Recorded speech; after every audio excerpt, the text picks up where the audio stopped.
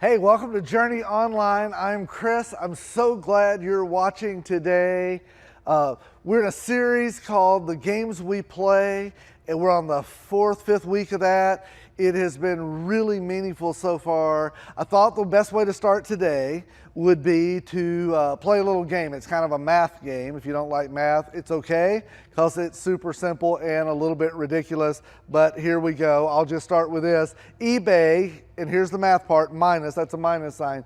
eBay minus, are you ready to do some math? eBay minus the internet, you know what that is? Well, it's just a garage sale. See what that is? It's the same junk that you had everywhere else. If you take the internet away, it's just a garage sale. There you go, you've done math. Let me give you another one. AARP, this time we're adding, watch out, AARP plus the Department of Defense. You know what the answer is? AARP plus the Department of Defense is? Well, obviously, it's Old Navy. See how easy that is?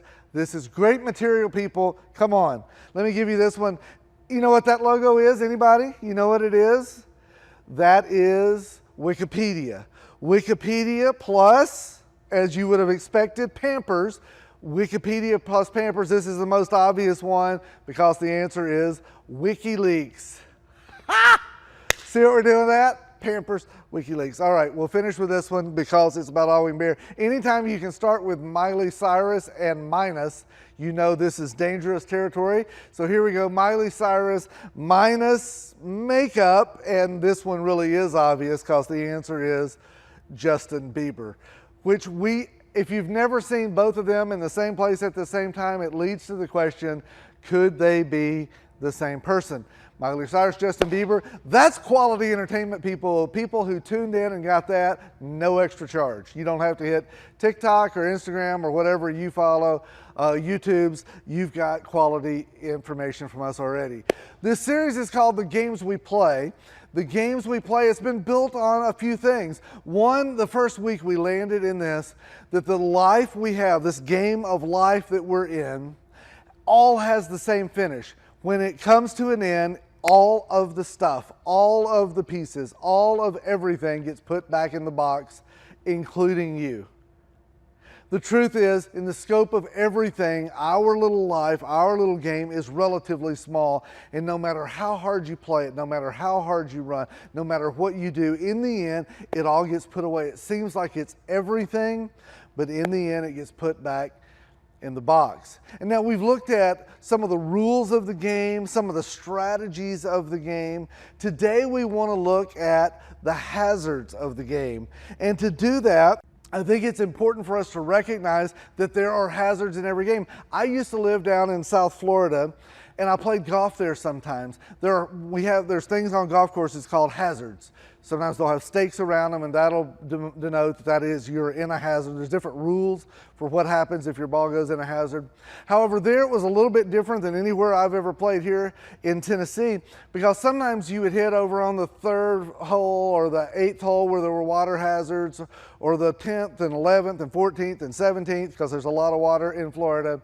You would hit over there, and every now and then you would look, and your ball would be over close to the water, and you look, and there'd be a 4 or 5 foot alligator laying there. That is how you know it is a hazard. That's hazard with a different definition. Sometimes you go, you know what? I think I'll just hit a different ball from over here because it wasn't worth it. There are hazards in the game we play. I want to talk to you about one hazard today that I think is massive. It is hard to define.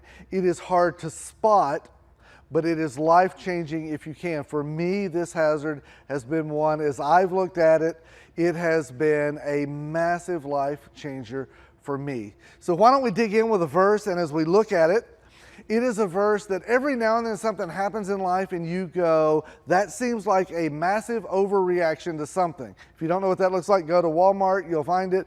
But until then, we'll look at this verse. This verse starts with this. It says, but Peter took him aside. The him is Jesus, just so you know, a little background.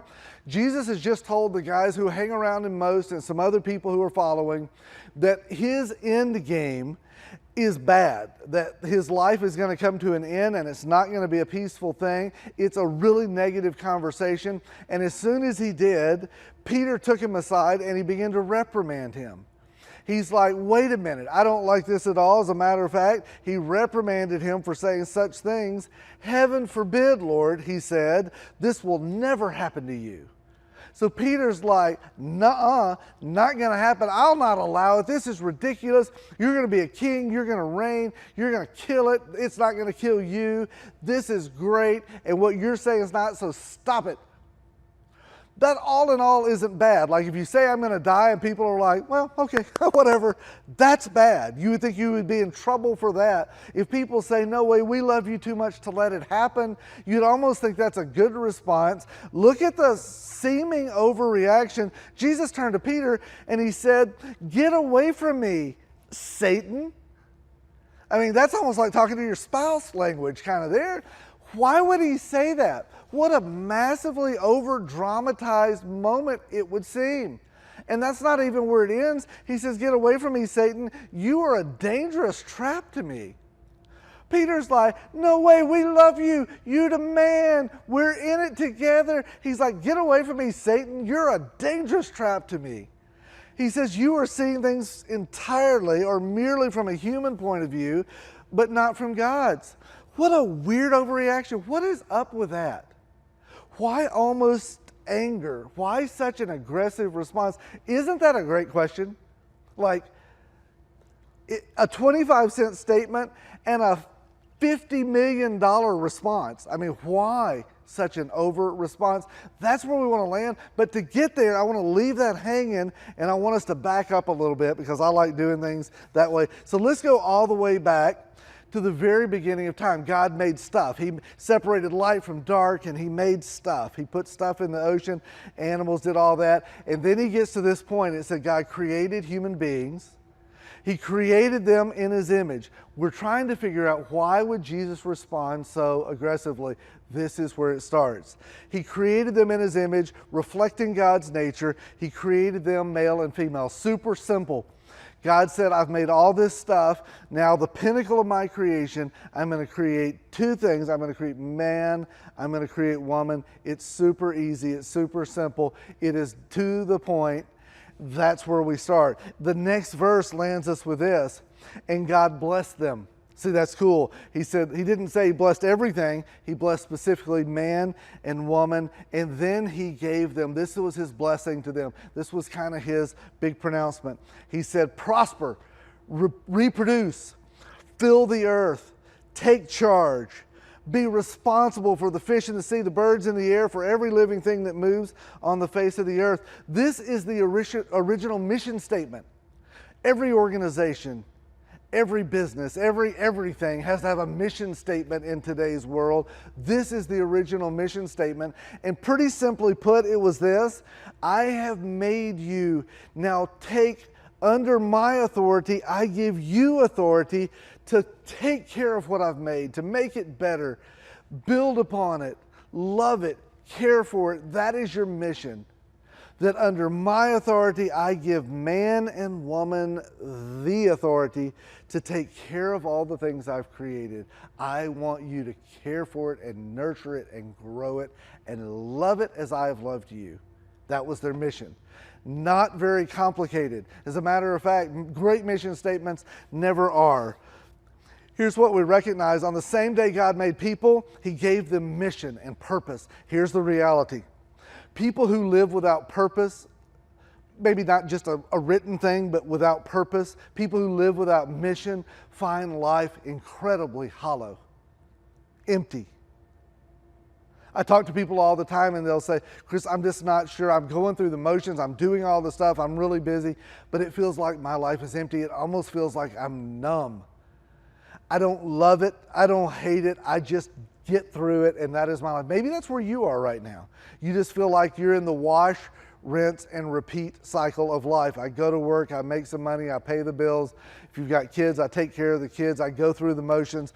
Even I go to church, I open a Bible, I say a prayer, but it feels like you're doing just that. You're going through motions, and it doesn't have a lot of meaning. Where there is not mission and purpose, there is emptiness, there's hollowness. Well, the day God made people, he said, you'll not exist one day before I give you meaning and purpose. The problem was, he defined something super simply.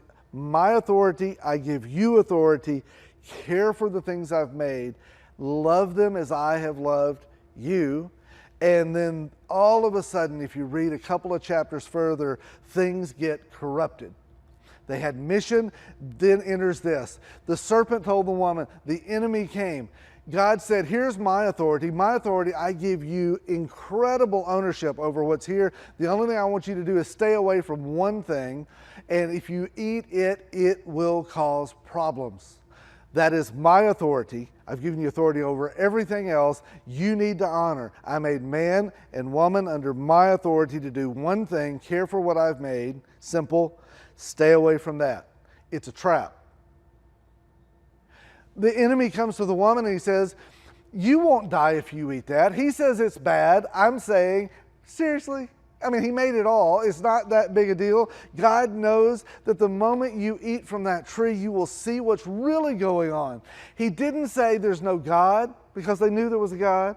He didn't say you shouldn't believe in God. What he did say is he's not telling you everything. There's more. Matter of fact, Jesus said, this is bigger than you. The enemy came and said, this is about you. Check out where it goes from there. You'll be just like God, knowing everything, ranging all the way from good to evil. Well, God didn't want them to understand evil. There was no evil. He didn't want them to experience evil. So the enemy comes and says, wait a minute, you've got a mission. And he introduces for the first time, and it's the word we'll use today, their mission was to serve God. Then they came and he presented them with a shadow mission, an alternate mission. A different, veering off of mission just a little bit. The shadow mission was to replace God. Their mission was to serve him. This would replace him. You don't need his authority, his rules, his way. You don't need to trust that what he says is best for you because you know and I know, wouldn't it be best if you knew more and you had everything instead of almost everything? This is the first shadow mission in human history. God-given mission is always larger than ourselves. It's always something that takes you beyond you for a bigger cause, for a bigger purpose. Shadow mission will always be about you, about ourselves. How we know the difference in God-given mission and anything else is it will come back to you. It'll say, I want my rights. I want my way. This is how I feel. God's authority diminishes and our authority grows. Boy, we live in a world where this is the case. That everybody's like, I don't answer to anybody but me. Nobody has the right to tell me anything. What about me? Me. And God said, I created you and I love you, but I also have authority over you. You need to trust me that I know what's best. Everybody trusts something. Choose to trust me. The enemy came and said, trust yourself, trust your own judgment, trust your own feelings, trust your own way. You don't need him. Come on, this makes perfect sense, and it's almost what you're doing already. It's just adding one more thing that God said leave alone, and shadow mission always becomes about ourselves. When we talk about shadow mission, a bunch of years ago, I heard a guy named John talk about this subject, and it was life-changing for me. As he described shadow mission and that all of us have some shadow mission in our life, an alternate, poorly motivated mission. Every one of us do, you do, but many of us don't know, and I did, and I didn't recognize it. And what I found is I constantly went in and out of the mission God gave me and toward mission that wasn't God-given, and it affected my life and it affected those people around me. Here's what we got to recognize, that shadow mission distorts. It doesn't say no to everything that God says. It doesn't say, hey, you know what, you become a Satanist and kill all the Christians. It doesn't say become a terrorist and just kill everybody. It doesn't say that. It just distorts truth enough. We live in a world where massive truth distortion happens all the time. It just says you can trust somebody, so trust me, or trust what they say, or trust what you read on the internet, or trust the way you feel. It takes the truth and it distorts it just enough that makes it not seem unpalatable or a rejection of all things, but it does seem like maybe that would be better Maybe I would enjoy that more. So shadow mission always distorts. It always distracts. It always takes you away from the most important and puts your mind on lesser important things. Shadow mission always distracts. And then the third one, shadow mission deflects. It doesn't deflect like this, like going that way. It always deflects just a degree or two or three, and often you can't tell the difference in shadow mission and real mission in somebody else's life in the current situation. Now, over the long haul, 1 or 2 degrees off will lead you into a very dangerous place.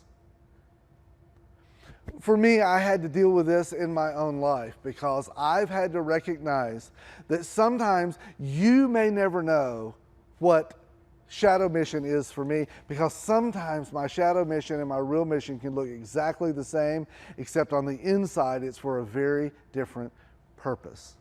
It changes a lot of things. I'll give you for instance, around here we do music, and music, sometimes it all gets called worship. I believe that serving somebody or giving or loving your family or singing or praying or open Bible and reading, and I think all of that is worship, but sometimes we call worship time music. We deal with this a lot. Around here, Jay kind of leads our team in the worship world that's on stage and doing music. And one of the things he is supposed to help us protect is that the people who are up here worshiping are doing it not for themselves. It's not a projection of all about me, but it is literally pointing people to someone higher than them. It's serving God, not serving themselves. But see, that's a very difficult thing. It's hard to stand on a stage and not have a little shadow mission that says, I want people to think I'm talented. I want people to like me. I want people to think I'm something. I want people to go, wow. And it's hard to know the difference. You don't know the difference. When you watch them sing, you don't know what's in their heart. And you don't have any business judging that. It's between them and God. Sometimes people can look one way and it be completely worship-centered. Here's the difference. God says He inhabits, He lives in our worship. But when it's out of pride, that He hates our pride and He pushes back against it. There's a big difference. It can look exactly the same. As somebody who stands up here, there's part of me that so badly wants to make a difference. I want to say something that could help your life because this stuff has so helped mine. And there's a part of me that just says, if I could do or say anything that would benefit even one person watching this today, it would mean so much to me. And that is my mission. It's why God put me here, is for those things. But there's this shadow mission that runs alongside of that, and it is so hard to contain, because what I'd like for you to think is that I'm smart, or I'm talented, or I'm wise. It's obvious I'm hilarious, and so that, you've already gotten. But there's a piece that when I'm here, I want you to think, man, I like that guy. He's a good guy. I want it to be about me. The problem is God inhabits my worship when I'm doing it for Him, and He actually opposes my pride when I want it to be about me. And so it becomes really empty. But you can't tell the difference sometimes. Sometimes you can, but sometimes you can't. And sometimes for me, it can fluctuate from when I stand up here and my heart is so where it should be, and then in the middle that I want to go, I just want them to think I know what I'm talking about, or I'm a gifted communicator, or I'm a whatever, and you're like, yeah, that ain't happening. Well, shut up. You hurt my feelings. But whatever it is, we all have this shadow mission that is running. The reality is shadow mission looks very different for very different people. I thought I'd give you some examples of that. Start big and get smaller. Perhaps you are a parent and you're watching this. The mission of a parent or parents is that you would take, kind of like Adam and Eve, that God gives a man and woman, and your job is to care for your children. But really the way you care for your children, your primary mission is that you allow God to make you into the man or the woman that God created you to be, to let Him fully form you in His image, to become more like Him in your attitudes, more like Him in your actions. Because here's what we know, is that your kids will become somewhat like you. And if you're becoming like the person God made you to be, that will be your greatest impact. It won't be your speeches. It won't be your stuff you put on the wall. It'll be who you become that they will mimic most. Whether you like that or not, it is true. So the mission for us as parents is that we become who God created us to be more than anything else. But sometimes that's really hard and it's daunting. And even thinking about that, I realize my own weaknesses and my own flaws. Sometimes I don't even want to look in the mirror and think about that. So sometimes what my shadow mission does is it distorts that mission, or it distracts from that mission, or it deflects it off course just a little bit. Sometimes parents replace that with, hey, you know what I want to do for my kids? I want to give them what I didn't have. Or I'll do this. Instead of me focused on becoming who I am, I'm still going to do a bunch of good things. I'm going to get them involved in everything. Any opportunity there is, I want them to have the opportunity. Is that a bad thing? Oh my gosh, no, it's not a bad thing. It's a good thing to want to offer them opportunities. But sometimes we become, that is our replacement for becoming who I'm supposed to become. I'm going to offer them things I never had. We've got a cooler house, cooler toys, cooler things. Once again, I just want them to enjoy everything they can enjoy. I'm going to go, we're going to be involved, we're going to run 1,000,000 miles an hour, because in the end, sometimes that becomes my deflected mission, my shadow mission, and it's not a bad mission, it's just less than the mission we were intended for. Are you saying we shouldn't be busy, we shouldn't be involved, we shouldn't have anything? No. I'm saying when we take a lesser mission, in the long run, at first it just seems like a small deviation, but often what we have is kids who grew up that think their value in life is what they're achieving, it's what they're doing, it's what they have. And then later you say, okay, wait a minute, why are they so that way? And part of it is because it has become part of our mission. If you're in a relationship that's significant, maybe you're married or maybe you're dating someone in a significant way, maybe you've got close relationships as friends or other things. When you're in a relationship with someone, our primary mission is to say, what can I bring to the table that will assist, care for, love, and enhance their lives? When we're married, our primary goal, our primary mission is to say that as I allow God to make me who I'm supposed to be, I will be able to come alongside a spouse and love them well. It's my primary mission. But sometimes primary mission gets very distorted because I'm somewhat distorted. And then all of a sudden I find myself saying, well, what about me? It becomes more about me. That you know what, the reason I want to get married is because I'm lonely. The reason I want to get married is because I want a someone.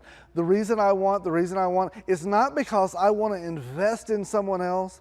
I want to allow God to grow me so that impacts somebody else. We want it to be that way, but sometimes it veers a little bit and it becomes much more about, I want somebody to help me feel better. I want them to help me get through difficult times. Is there something wrong with somebody helping me? No, it just can't be our primary motivation. It is the benefit of the mission God has for me. It can't be the mission God has for me, because it will lead us to dark places. At first it won't look like it, but over the course of time, as we deflect down a different road, by the time we're 20 miles out or 30 miles out, we are way off course. That makes sense? It happens in everything we do, in our jobs, that understanding my role when I go to work somewhere. Certainly I need to provide an income. Certainly I want to be a good employee, but somewhere it is that God will use that to continue to shape me. Sometimes what we find ourselves doing, instead of allowing God through my employment to shape my character and shape who I am, sometimes what we do is we figure out that success may come faster if I play fast and loose with my integrity. That all of a sudden the things I say, they're not really untrue. They're just not completely true. And every time I do that, I leave my mission for a secondary mission. And the secondary mission is get what I need, get what I want, succeed more. And then we justify it by saying, but it's helping other people. But it is fill in the blank. It's providing for my family. But anytime we compromise our character or our integrity, we have left God's mission. And what we've done is say, I don't trust you enough. I don't trust you enough that if I do this with integrity, you'll provide for me. So my way of doing it is I'm going to scheme. I'm going to play my own game. And that's a secondary mission. And at first it may not matter, but in the end you become somebody you didn't want to become. Okay, I beat that to death. Shadow mission is one of the things that we have to understand for all of us. we can begin to move from who we want to be. I listed a bunch of stuff that are just little statements that are shadow missions that either people have told me or that I think would be normal. Here's one. I don't care who's in charge as long as it's me. I don't care who has the authority in this as long as it's me. That can become a shadow mission. And part of that, and the way we justify it, is because I know how to do this. Because I know how to get from where we are to where we're going. Here's one. Show me the money. Is there something wrong with money? No. Is that our primary pursuit, or is that even a significant pursuit? It's not a healthy pursuit. Everything in the Bible says beware of that, beware of that, beware of that, because it can be really dangerous. It doesn't say don't have it. It just says be careful with it. Show me the money can become a shadow mission, and has for people all across our world. Busy, busy, busy. The way a lot of us anesthetize ourselves. If we ever turn all of the volume down, if we ever slow down long enough that our thoughts can catch up, for some of us it scares us to death to be alone with our own thoughts, to be alone with God. And the way we deal with it is busy, busy, busy. We look down on people who aren't. Get up off your butt and get busy. We sometimes struggle with ourselves just sitting down and being at peace, or taking time, or refreshing, or regenerating. And as a result, we do it so long that busy becomes our only way of life. Here's one.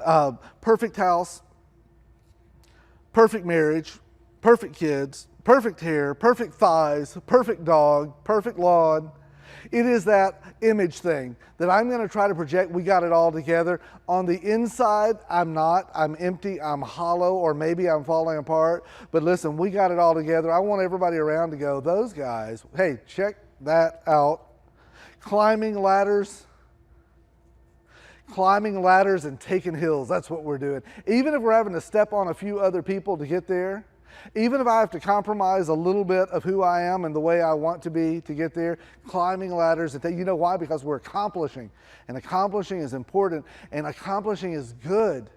And moving forward is good. If your primary motivation is climbing ladders and taking hills, it is never going to be running on God's mission for you. Because often what you'll do is get there however you need to make it happen. For me, one of those has been this issue of success. That being successful makes me feel needed. One of the things I've realized in my life is I have a massive need to be needed, to be wanted, to be respected. And there have been times when I was willing to work 80 or 90 hours a week to the sacrifice of my own self, to the sacrifice of my family, to the sacrifice of the people I love most. But there was a piece of me that said, if I slow down, it won't happen. If I don't, it won't. And something, I would say, this is exhausting, I got to stop this, but it was paying me something back. And what it was paying me was it made me feel successful, which made me feel important, which made me feel needed. And I can't stand to not feel needed. It makes it hard for me to wake up in the morning. And the truth is, I was looking for that feeling, and I wasn't looking for it from God, who can sustain that in me. I was looking for it from the things around me, and it led me to really unhealthy places. To places I look back on and I'm embarrassed that I didn't have sense enough to see that I was pursuing some shadow mission in the middle of it. Now, we started this talk with a statement about Peter, and Peter saying something that had a massive over-response. That's where we want to finish up, is dealing with why did Jesus so over-respond? We've gone all the way back to Genesis. Here's what I want to say to you, that Jesus had a shadow mission, and it was running all the time in the background of his adult life. If Jesus deals with this, trust me, it's going to be an issue for us. As a matter of fact, I'll show you kind of a familiar verse. Right when Jesus started his public ministry, the enemy takes him up to a mountain and he says this, if you are the Son of God, tell the stone to become a loaf of bread. Jesus hadn't eaten for 40 days. And all of a sudden the enemy says, hey, just make the stone into bread. What's wrong with bread? And nobody's here. What difference does it make? Why would that be a big deal? Jesus ends up saying, no, no, no, no, I will not do that. There's something bigger going on than what you know about. But in the end, this is running in the background of him. Matter of fact, just a verse or two later, they're up on the mountain. He said, I will give you all the glory of these kingdoms, as they looked out over all of it, and all authority over them. Well, Jesus came for glory and authority, and why wouldn't he want to pursue that? The enemy says, I'll just give this to you. Jesus goes, no, no, no, it is not time, and it doesn't come from you. And then one more time he said, if you are the Son of God, which is just a jab, isn't it? Yeah, if you are who you say you are, if you are indeed, jump off. And then he quotes Scripture to him. For the Scriptures say, he will order his angels to protect and guard you, and they will hold you up with their hands so that you won't even hurt your foot on a stone. The thought that all of heaven will come to your aid is what is deserved because you are the Son of God. Just jump and let it happen. Enjoy the benefits of that. Experience that. Why wouldn't you is the question. What's wrong with that is the question. Anytime you find yourself asking the what's wrong with that question, you are usually living to a lesser cause. Well, why can't I? Why wouldn't I? The better question is, why would I? As the Son of God, why would I stoop to that for you? That I have got a higher calling. Whenever we live saying, I'll get away with whatever, why can't I do that? Just show me what's wrong with that. I'm not saying that's a wrong thing to say. I'm just saying it's a lesser thing to say. That people who live in mission with God and people who make the biggest impact on planet Earth don't live by lesser things of what's wrong with that. They live by why would I? Does that match the calling I've been given? Does that match the mission that God has put me here for? Well, for Jesus, he pushed back against those things so much. It was pretty much summed up by F.F. Bruce. He's kind of a New Testament scholar. He made this statement: time and time again, the temptation came to him, that's Jesus, from many directions to choose some less costly way of fulfilling his calling. A less costly way of fulfilling his calling than the way of suffering and death. But Jesus resisted to the end. Over and over and over, this issue of there's a shortcut, there's an easier way, there's a compromised way. You don't have to go through that. It came to Jesus over and over. Sum it up this way: Jesus' shadow mission was to be the Messiah without the mess. You're already God's son. You don't have to do that. Why would you have to do that? That's not fair. That's not fair. That's not just. I want fairness and justice, right? And that was thrown in Jesus' face over and over again. Hey, you can be the Savior without the cost. But the truth was he couldn't. He couldn't. Without the shedding of blood, there would be no forgiveness. Without the cost, there was no Savior. Without the mess, there was no Messiah. But over and over. And if you wonder why Jesus would so over-respond to Peter, it's because this played in the back of his mind and in his world over and over. Running in the background of his operating system was this constant thing: is there any way I can accomplish this without the cost of bearing the weight of the entire universe on my shoulders? And it's why he said to Peter, get behind me. He wasn't saying, Peter, you're Satan. He was saying that anytime we are tempted to compromise our mission for something less, it always comes from the enemy. Get behind me, Satan. This is a dangerous trap for me. And if it was a dangerous trap for him, it's a dangerous trap for me. To get caught up in my me so much that I lose a higher calling in life means that I am headed toward eventual struggle. Not only will it hurt me, it's going to hurt the people around me. At the end of Jesus' life, he's in the Garden of Gethsemane right before his crucifixion, and he says these words: "My Father, if it's possible, let this cup of suffering be taken away from me." He just says, hey, before I go through, it's about to hit. All of this is weighing down on me, and if there's another way, I'm in.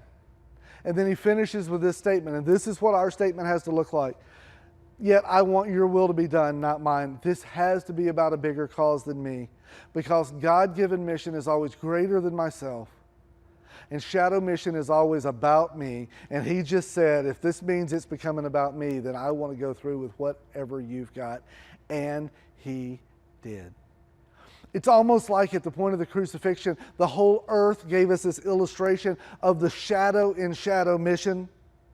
It says this, while he was being crucified at noon, darkness fell across the whole land until 3 o'clock, while he's hanging on the cross and everybody's watching and the whole world is confused, angered, or excited, depending on your angle.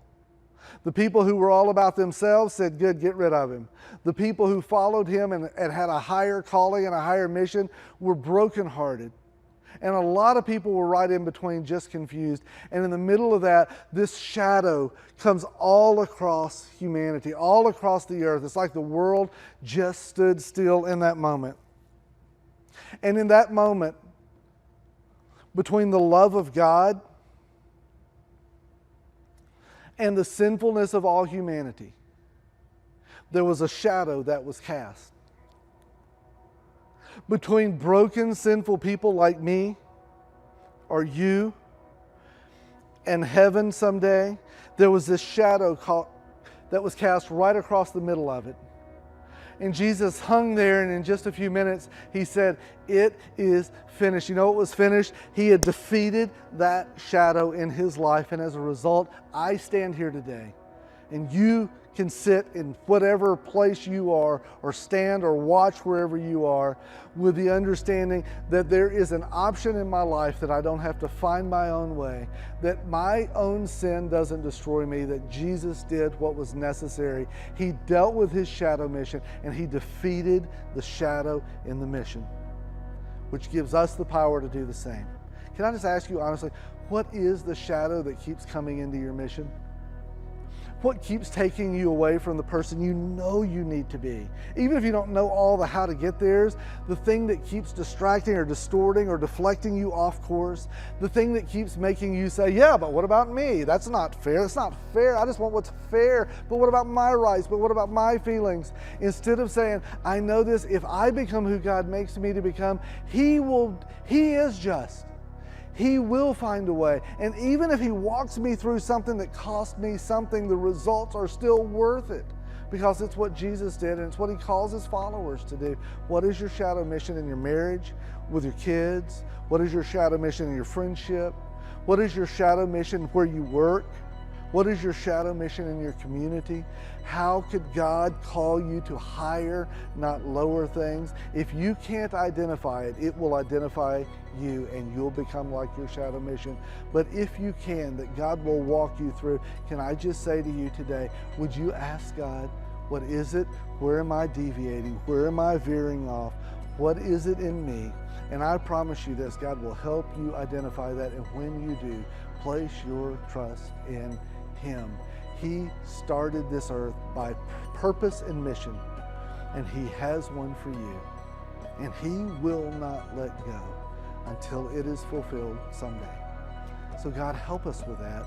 We wait and we long, and we're broken. And for people like me, I have this me piece in me, that I know me is important to you, but I need to place me under your authority so that you can fulfill your blessing in my life to make me who I'm supposed to be.